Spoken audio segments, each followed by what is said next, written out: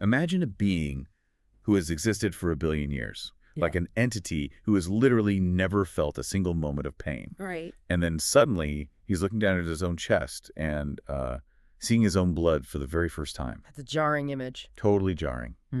Welcome to the deep dive. Mm-hmm. Today we're jumping into a really visceral, honestly kind of haunting text titled The Goddess That Kills the God. Yeah, and our mission today is really to unpack this incredibly intense story of divine karma.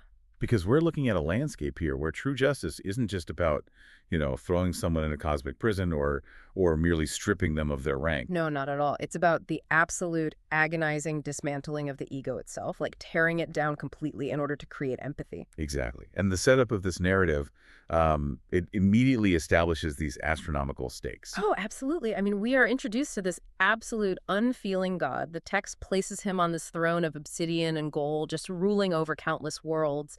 He's eternal, right? Like, Yeah. he exists completely untouched by the very concept of suffering. Yes.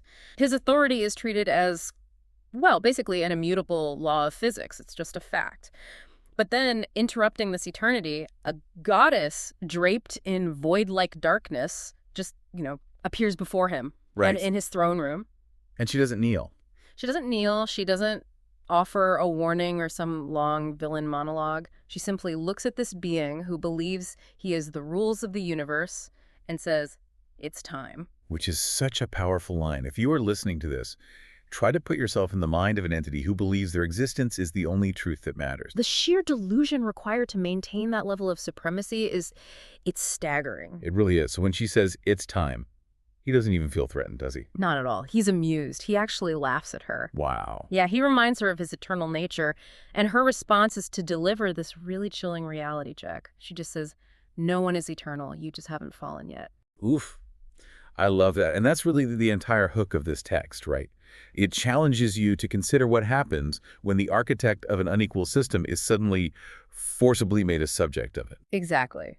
Which brings us to the first phase of this god's terrifying transformation, the shock of sensation. Because the physical unmaking of his supposed invincibility is really the entry point into his complete unraveling. Right. So his immediate reaction to this dark goddess is just supreme arrogance. He decides he will simply erase her from existence with a single thought. Just a thought. Just a thought.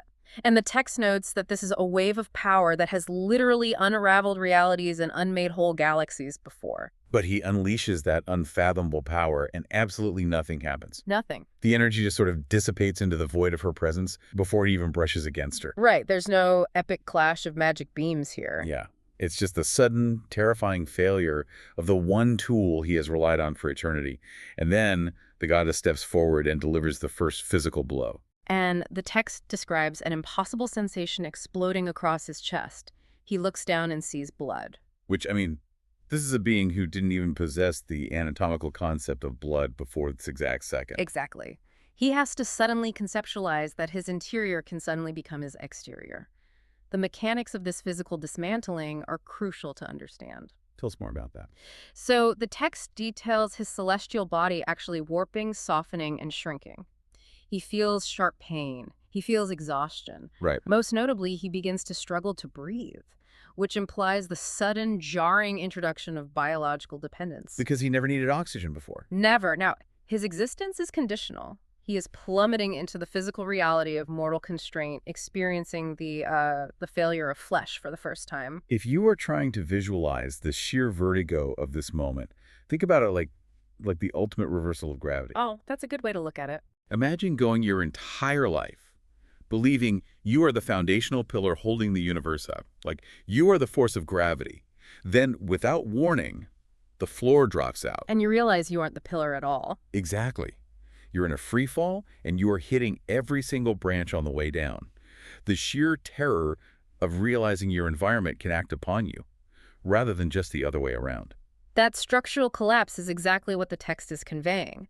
The physical architecture that housed his arrogance is being systematically dismantled. Yeah. The text even notes a change in his voice. It becomes higher, softer, totally stripped of its absolute resonance.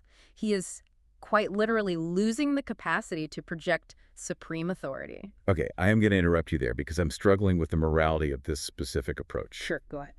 If the ultimate goal of this goddess is true, karmic justice, why start with brute physical trauma? It feels incredibly primal, almost, I don't know, vindictive. It does seem that way at first glance. Right. Like if she is so powerful that his magic just dissipates against her, why beat him down? Why not just snap her fingers, strip away his powers, and move straight to the philosophical lessons? Well, that pushes us to examine the underlying logic of karma within this universe. To understand why physical vulnerability is the required first step, you have to look at the god's history. Yeah. He has only ever inflicted suffering. He has never experienced it. Therefore, he lacks the fundamental biological and psychological hardware to process Ah, consequence. I see. If the goddess merely stripped his powers, he would just be a powerless tyrant. He would be angry that he lost his status, sure, but he wouldn't actually understand the harm he caused. He would still have the untouchable ego of a dictator, just without the throne. Precisely. The physical dismantling, making his flesh soft, forcing his bones to ache, making him gasp for air, installs the necessary hardware of vulnerability. So the body has to understand it first. Yes. He must feel mortal fragility in his very cells before he can possibly comprehend the moral weight of his past actions. You just cannot teach the concept of a fragile life to something that believes itself to be indestructible. So the physical pain breaks his belief that he is untouchable. It shatters the armor. But a breached fortress is still a fortress. Right. To truly enact karma, the text shows the goddess going after the architect of that fortress, his mind. Yes. The narrative pivots from the physical beating into this devastating psychological territory called the Mirror of the Dead. And this transition is where the text moves from, I guess, installing vulnerability to actively applying it. Exactly. Once his physical defenses are breached, the psychological onslaught really begins. The text describes the god suddenly hearing voices, then faces begin to materialize in his mind. And it's not just a few faces, right? No, not just a few isolated victims, but millions of faces blurring together, pleading with him, begging for mercy. These are the souls of everyone he has ever casually erased, conquered, or tortured across his eternal reign. For anyone listening, try to imagine the sheer sensory overload of this. It's not just a memory playing back. He's literally trapped inside their collective pain. Yeah, and the most horrifying realization hits him as the voices swell. He realizes he doesn't know a single one of their names. Wow. He is forced to feel the specific, individualized agony of thousands of lives ending simultaneously. It is the ultimate inescapable receipt. Picture being forced to watch a highlight reel of every time you casually crushed an ant on the sidewalk. But in this scenario, every single ant is a complex soul with hopes and fears, and you are forced to feel their deaths all at the exact same moment. The psychology of an eternal being experiencing a panic attack for the first time is detailed so meticulously here.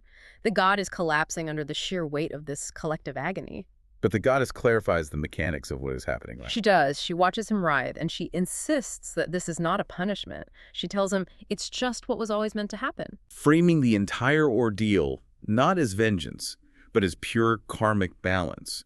The universe is essentially forcefully digesting the reality he created and just feeding it back to him. Yeah. And that distinction between punishment and balance alters the entire framework of the story. Because a punishment implies an external judge handing down a sentence. Balance implies an inevitable law of physics finally catching up to him. He is simply experiencing the other side of his own equations. Right. And the goddess then reveals her own place within this cosmic ledger. She pulls back the veil on her own history, revealing that she wasn't just a random manifestation of the void. Who was she? She was once a radiant being of light, a complex soul that the god destroyed long ago.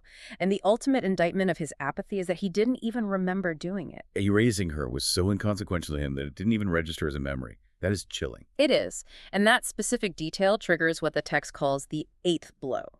What is fascinating here is that the eighth blow isn't a physical strike from the goddess at all. Right, it's internal. The text describes it as the god's own self-loathing and shame finally sinking into his newly softened flesh. He is crushed not by her fists, but by the sudden, catastrophic influx of empathy for the lives he ruined. The realization of his own monstrous nature is what truly breaks his mind. He stops fighting the transformation, looks at the ruin of his existence, and admits out loud, "I am not a god." The mechanics of this scene prove that true accountability is infinitely more devastating than physical pain. The physical blows broke his frame, but it was his own guilt that broke his ego. By admitting he is not a god, he stops seeing himself as a victim of this dark goddess. Exactly. He finally recognizes himself as the perpetrator of his own downfall. He accepts the ledger.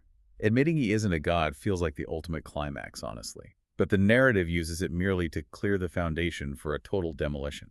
Yeah, the story shifts into a terrifying chapter called The First Death, because admitting fault isn't enough. The old identity has to be completely wiped out to make room for rebirth. So the goddess steps forward, touches his forehead, and plunges him into the void. Tell us about the void. Well, the text describes the void not as an empty room, but as a sensory deprivation chamber for the soul. Total nothingness. He ceases to exist in any recognizable form. Just completely unspooled. Yes, the narrative unspools his ego thread by thread. And when he finally returns from this state of non-existence, he is pulled back into an unfamiliar, incredibly fragile physical form. And then the goddess does something really symbolic. She places a transformative fire directly into his chest. Right, this fire doesn't consume flesh, it molds it. The text makes a profound declarative shift here. The god is dead, and a new, nameless, delicate goddess is born from the ashes. Okay, I have a major philosophical problem with this sequence, and if you are listening to this and tracking the logic of karma, this part might trip you up too. Let's hear it. If the old god is entirely erased, plunged into the void, and turned into someone completely different like a brand new goddess, is this actually justice? That's a fair question. Like, if you completely wipe a computer's hard drive and install a brand new operating system, you haven't punished the old system. You've just replaced it. Doesn't this first death essentially let the perpetrator off the hook?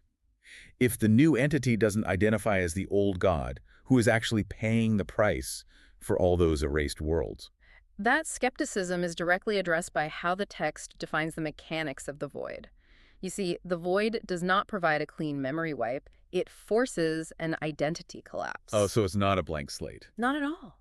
The new goddess is not a blank slate operating system. She retains the memories. She still carries the heavy emotional weight of what her predecessor did. I see. She feels the crushing guilt, the profound sorrow, and the sheer horror of his actions. The arrogance that justified the atrocities is gone, but the awareness of the atrocities remains perfectly intact. So she remembers pulling the trigger, but she no longer possesses the sociopathy that made pulling the trigger easy? Exactly. She has the conscience he lacked, but she is burdened with his rap sheet. The justice of this universe lies in the specific nature of her new existence. Think about it. The old god despised weakness, vulnerability, and emotion above all else. Right. So karmic justice dictates that the core essence of that being must now exist exactly as the thing he hated most. She is forced to live as a weak, vulnerable entity deeply capable of feeling sorrow. The price being paid is the agonizing, daily friction of having a newly empathetic soul trapped in the aftermath of a monstrous past. Yes, she isn't escaping the god's crimes. She is the only entity in the universe capable of truly feeling remorse for them. That makes the first death a tragedy in its own right.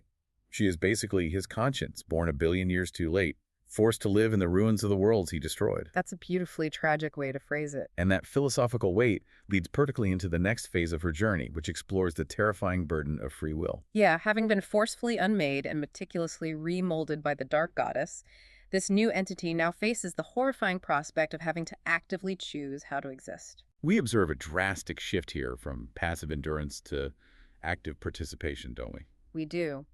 The new goddess must literally learn to walk. The text details how uncoordinated and weak her new body is. She feels the crushing weight of grief pressing down on her, and for the very first time in this entity's continuous existence, she cries. A being that previously lacked the biological capacity for tears suddenly feels hot liquid on her face. Right.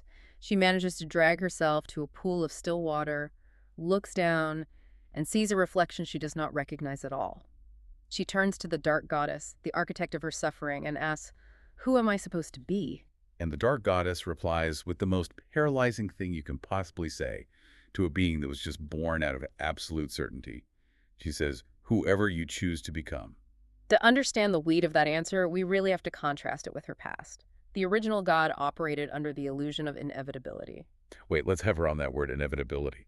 Are you saying the original god didn't think he was making choices when he was ruling? When you possess absolute power and face zero friction or consequence, choice ceases to exist in a meaningful way. Because there's no pushback. Right. The old god viewed himself as a rigid force of nature. I mean, a dying star doesn't choose to go supernova. A hurricane doesn't choose to destroy a coastline. They just happen. Ah, I get it. The god believed his dominance was just the natural state of the universe. He was acting out a predetermined script of power and apathy. The new goddess discovers that the old god never actually possessed true free will, because true free will requires the capacity to be affected by the outcomes of your decisions. Let me build on that for the listener really quick. Imagine a train that has only ever traveled on a preset, rigid track for its entire existence. It knows exactly where it's going and never has to steer. Right. Suddenly, that train is transformed into a human being, Yeah. dropped in the middle of a massive, featureless field and told, pick a direction. Oh, that's terrifying. The sheer paralysis of having options. There is no track to follow, and every single step requires conscious effort and carries the risk of a mistake. And the narrative presents the edge of the void as her first real test.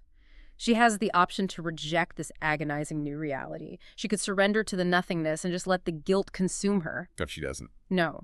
Instead, she takes a halting breath, steps away from the edge, and actively claims her new, fragile existence. That specific moment, the acceptance of her own vulnerability and the crushing responsibility of her past, is her very first act of true free will. Which brings us to the final reckoning of the text, the climax of this entire harrowing journey. The new goddess stands before a magical reflection of her past, a towering, arrogant image of the old god. And she doesn't embrace the image. She doesn't mourn the loss of that power. No, she shatters the reflection, completely severing her new identity from that false, heavy armor. Then she turns back to the original void goddess, the one who dragged her through physical torture, mental collapse, and the complete erasure of her ego. Yeah. And she utters two simple words the old god was never capable of forming. I'm sorry. I'm sorry. The final blow in the entire narrative isn't physical pain. It isn't psychological torture. The final blow is forgiveness. The dark goddess smiles, but the text makes it clear this isn't a smile of cruelty or victory. It is a smile of deep understanding. The karma is fulfilled. The cosmic scales are balanced not by an eternity of suffering, but by the arrival of genuine earned remorse. And the text ends with the two goddesses stepping forward together into whatever comes next. And the old god is never spoken of again. The resolution beautifully encapsulates the mission of the text. True justice, as mapped out in this universe, is fundamentally transformative, not punitive.